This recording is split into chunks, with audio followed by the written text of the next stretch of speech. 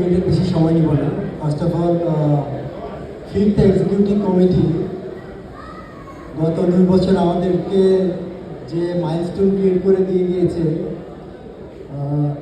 ওদেরকে আসলে আমরা অ্যাজ এ সিনেটর আমরা যত অ্যাপ্রিসিয়েশনই দিই হয়তো ওইটাও এনাফ হবে না। আর এক্সিকিউটিভ কমিটিতে যারা আসেন তারা আসলে কেউই কিন্তু ফুল টাইম কাজ করেন না এক্সিকিউটিভ কমিটিতে।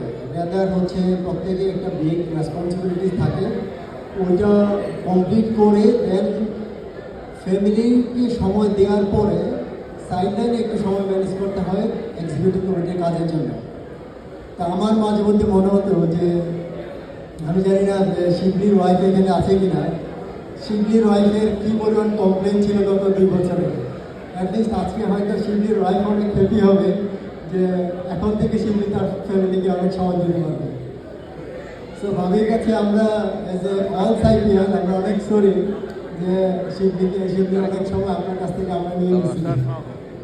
অফকোর্স শুধু শিবলি না, শিবলির সাথে অন্যান্য যারা ছিল ফিফথ এক্সিকিউটিভ কমিটিতে তাদের প্রত্যেকের কন্ট্রিবিউশনই অনেক ছিল এবং তাদের এত কোরিয়াল কন্ট্রিবিউশন ছিল যেটা না বললেই না। আর সেম টাইম সিক্সথ এক্সিকিউটিভ কমিটিকে কংগ্রেচুলেট করবো, স্পেশালি তাদেরকে, এবং don't take it as a milestone. কোনো কিছুই হচ্ছে টার্গেট করা জরুরি না, রেদার হচ্ছে তোমরা নতুন কমিটির দায়িত্ব নিয়েছ তাতেই আমরা অনেক খুশি। আর তোমরা যতটুকু কন্ট্রিবিউট করতে পারবে তাতেই আমরা অনেক খুশি থাকবো, আমি শিওর। আর সবার জন্য আমার আরেকটা ছোট্ট অ্যাডভাইস থাকবে যে